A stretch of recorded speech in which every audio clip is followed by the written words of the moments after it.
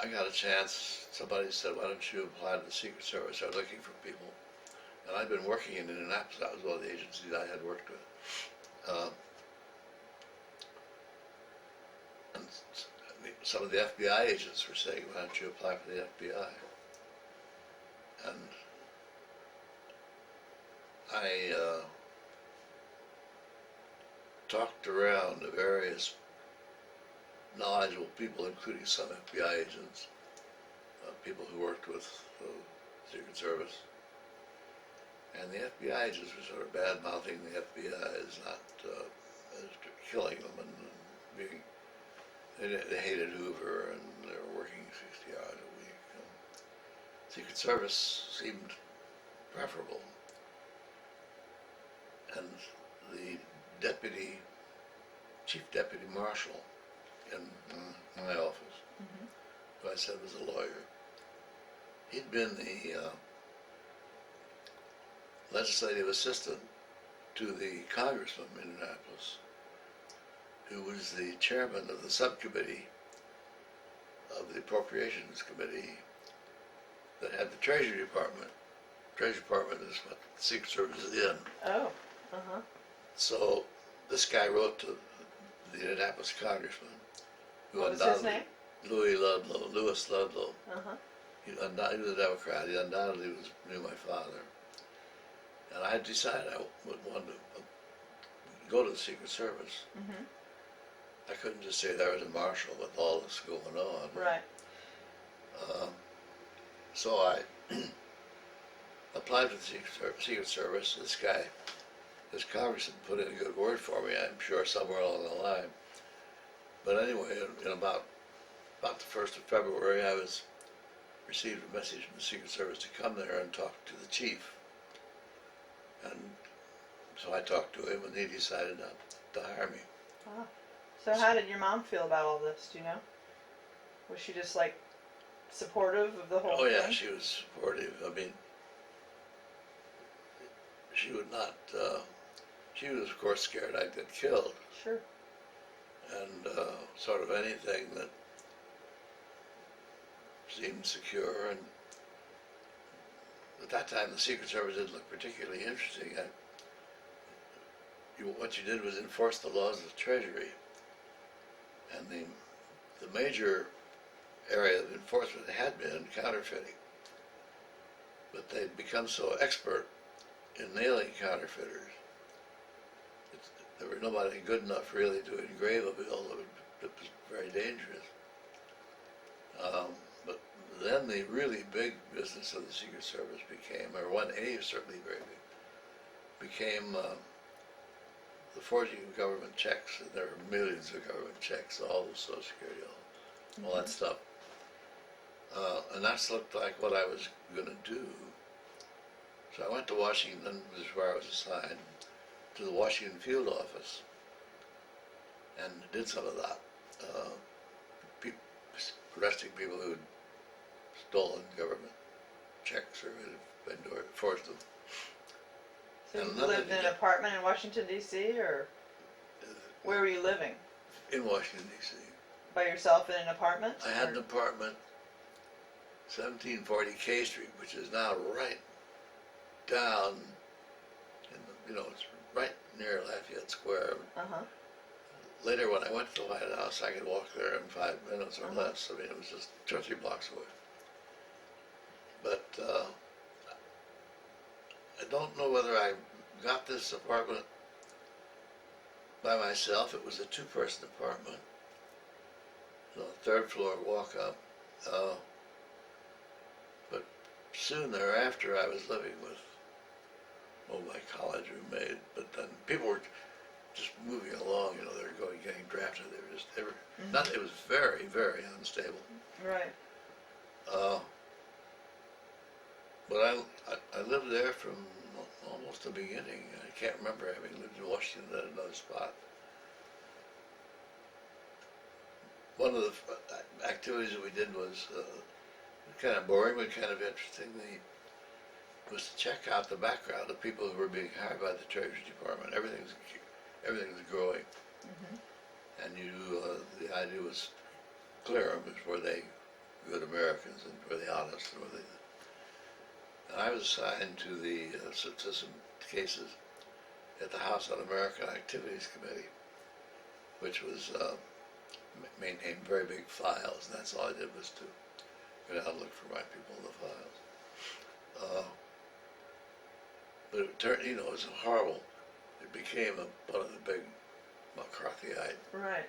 At that time, I'm not sure it was, although I looked up Mrs. Roosevelt just for the hell of it one time, and they had a long dossier on her. Oh, really? Yeah.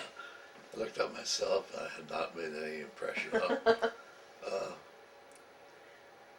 But then just sort of a clear, one thing the Secret Service did that it was very small was that it protected the president. Uh-huh. And I was assigned for a weekend to the White House, temporary additional duty to that detail, and did whatever we did that day, guarded the president. Mm-hmm.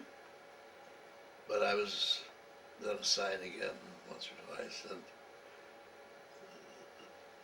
they were looking over people the way you would in a pledge situation in a fraternity or sorority. Mm-hmm. And we went up to Hyde Park, and when you were on the road, you were with these other 25 or 30 men. Oh, that many? Yeah, I can tell you why that was, but there were 3 shifts of 8 men each Uh-huh. to go around the clock. But there were drivers and clericals, and so by the time you got to 24 active agents plus the support, Uh-huh. plus the agent in charge, supervising agent, that's what we call him, supervising agent. You had about 30 people, and then of course the secretaries all went, but we knew them and didn't have much to do with them. But you did, when you went to Hyde Park, the Vanderbilt mansion, the Vanderbilt family had given the Vanderbilt mansion to the federal government. Mm-hmm. It was a huge one of these things you see just huge. Every house in the street put together would hardly be. Mm-hmm. And big long walkways and parkways and tessellated roofs and mosaics. But the taxes had gotten so high, and they gave it away. They gave it to the government. Mm-hmm. It was about 2 or 3 miles from Roosevelt's house, which is where he always stayed. And so we stayed at the Vanderbilt mansion. That was all invariably our quarters. It had been stripped. There wasn't much furniture. We slept in a great big room or 2, like the ones I've been mentioning. More like sleeping in a college fraternity. Mm-hmm. But you weren't going out and doing anything else. You'd come off duty, play poker, sleep, go back on duty. Uh-huh. And if Roosevelt took a ride, you'd take a ride. And you had to be, they were looking for compatible people. Right. And occasionally, you'd got somebody who would really screw the whole thing up. So I was secretly being looked over. I see. So somewhere along in about, after a month or 2 of when I got off again with them, I was assigned permanently to the White House detail. Really? I didn't know this. Yeah. Okay, now I have to ask you a question, though, about Uh-huh. becoming a Secret Service agent, you were called, right? Didn't you have to go through some training or something to, know what to do if something happened? Well, I told you, there was never any individualized training. The agents were we'd all talk about it constantly. What would you do if such and such? It was, hey, suppose this guy comes in, and one of the questions they constantly asked was, when would you draw your gun? Right. When would you shoot? And we all carried guns all the time, but I never had to shoot. But the instructions were very vague about they were like, shoot when you think you should or something. It was no good. We were practiced. You were supposed to shoot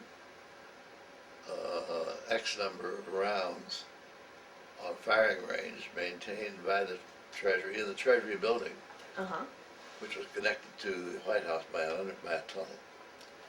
And you'd go over there through the tunnel and shoot so many rounds of 38 special. And you were a good shot, right? I was a good shot. Yeah, I turned it, I had a steady hand. And there were some that were much better. We had people who would compete in national matches, but I was not, I was above the median, that's about what I should say. What kind of guns were you carrying? Or gun were you carrying? Yeah, Smith & Wesson 38 specials. They were not that long, I guess. Uh-huh. So did you have a holster or just in your pocket? No, in a holster. Uh-huh. Well, in a holster. So Did I'll you show wear a some- uniform? Hmm? Did you wear a uniform? No, that was, no, we were plain Secret, clothes. right? We were with the president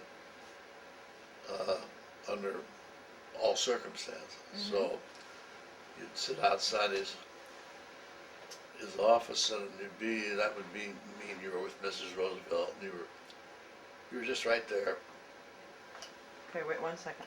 White House, and contact with whoever came. And then the grounds were policed by what are called the White House police, and they were cops. But we were supposed to be, well, you might be sitting in an office, as what they would call stations, but it would just be an office, and the Secretary of State might walk in, and you wouldn't have to, but you'd exchange talk. And I guess they were looking for people who could do that.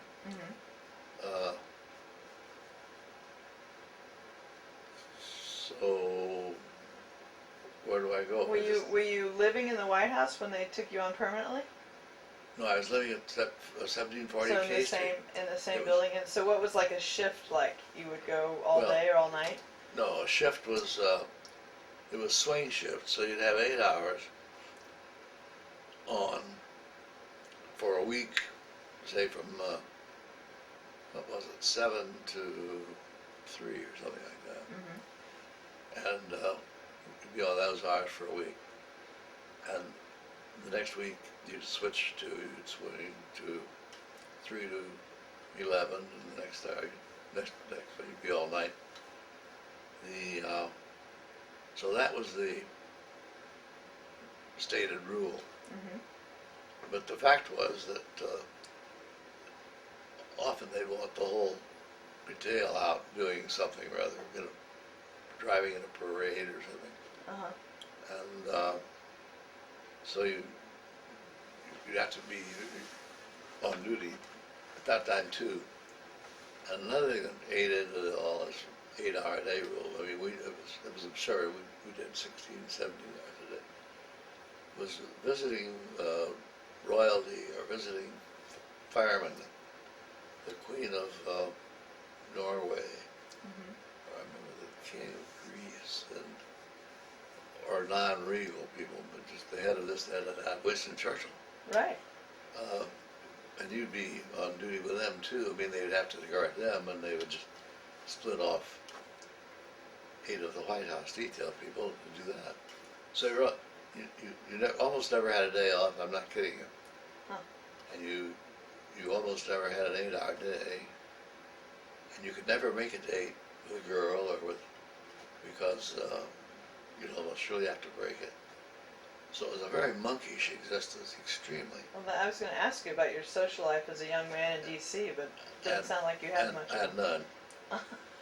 really none. And you'd meet somebody at a table at lunch or a cafeteria. But I know I never had a date. So, but this was a promotion, right? Moving into the White House detail?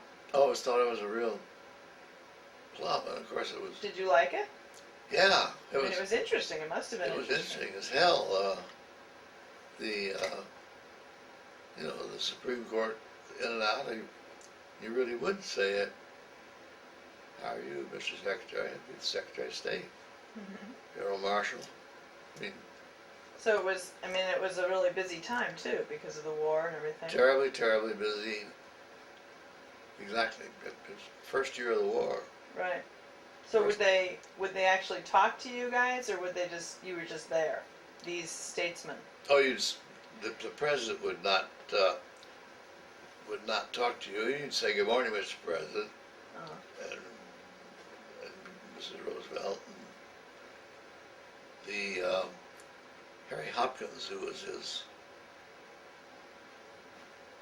White House. yeah staff guy. informal. That's right. Mhm. He was sociable and would come. I seem to recall he would not play poker with us, but watch the game. Maybe. And there were some of his secretaries that I got to know pretty well. His secretary, in the broad sense of newspaper newsmen, or just guys doing his bidding. Mhm. His personal secretary was Grace Tully, and she got to be a friend of mine. And she got that picture for me. Uh-huh. Uh,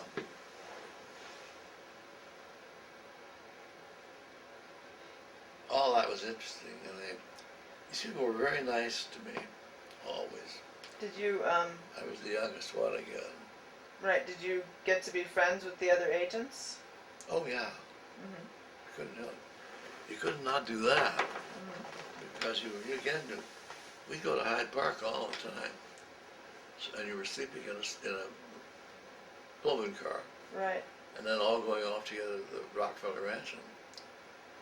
Another thing we did that was, sort of, it was fun. Somebody had given the government had lent the government a quite fancy yacht, and we patrolled the land along the Hudson, from the Hudson River. Roosevelt's house was just up. So we would go up and down the river in this quite nice vessel. Uh-huh. But you got to be friends with all the other agents, Uh-huh. and Were they all from a variety of backgrounds, or well, were most of them Easterners, or what was let's the see, they were common thread? yeah. Anything? most of them had state police experience, Mhm. I think. They were from all over the country. Probably more from New Jersey, from New York and Pennsylvania than other places, but they were from everywhere. Utah, from everywhere. Mhm. And some of them were sort of professional law enforcement people. And I never considered myself that. At least I didn't have that kind of background. Mhm. My best friend on that detail was a guy named Paul Paterni, and he was about 38 or 9, but very young looking, very small, quiet guy. But he had been on what was called the Special Detail of the Secret Service in New York to break up counterfeiting. Paul, like many of these other guys, could speak Italian, and Paul had infiltrated and become a counterfeiter. Mhm. And the first they knew that he was an agent was when he appeared against them in court to testify. And so Paul was a hero in the Secret Service, Uh-huh. and he was very nice to me, and so I was under Paul's wing in that sense. Mhm. Uh, So your family back home in Indiana must have been pretty impressed that you were Secret Service agent for Roosevelt, yeah. his being quite the hero at the household. Well, I don't know about that. Well, they all But loved Roosevelt so much, right? Yeah, oh sure. I could send him White House stationery, and you know, we'd go into his office at night, and there'd be blotters on his desk that he blotted his signature with. Uh-huh. I've got a couple of them here. Oh, really? Or we go eat in the White House kitchen. So it was, I've got a lot of that kind of stuff around. So they were always interested in that. Everybody was wanting to talk to you about it, Mm-hmm. but I didn't talk much at all. I think I probably was not supposed to. Yeah, I was gonna say, you must have sworn to secrecy or something. I think I must have. It was very. Everything was kind of under, making as little show as possible. Uh-huh. But you were actually hearing conversations. Yeah, I was hearing. Uh-huh. I'll tell you one that Do. we were in Hyde Park, and Roosevelt had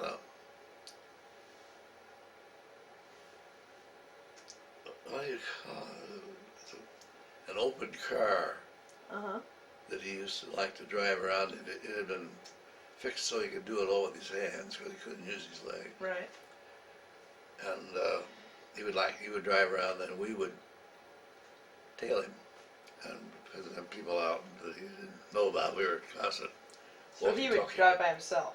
He would drive by Okay, himself. good. Usually it'd be somebody in the car with him, but not one of us. Mm-hmm. But we were all there looking at him, whether he knew it or not. Mm-hmm. And we were somewhere right just behind him. But there was this constant talk, hurries here, over there. So you carried radios? Yeah. Uh-huh. And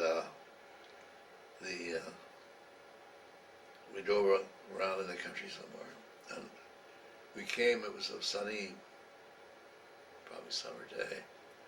We drove up to a place and came out in a clearing, and there was an airstrip there, not much more really than just an airstrip.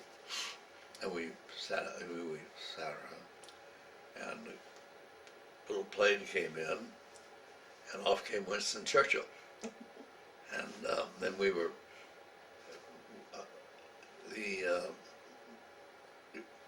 I was outside the window when they were talking, Mm-hmm.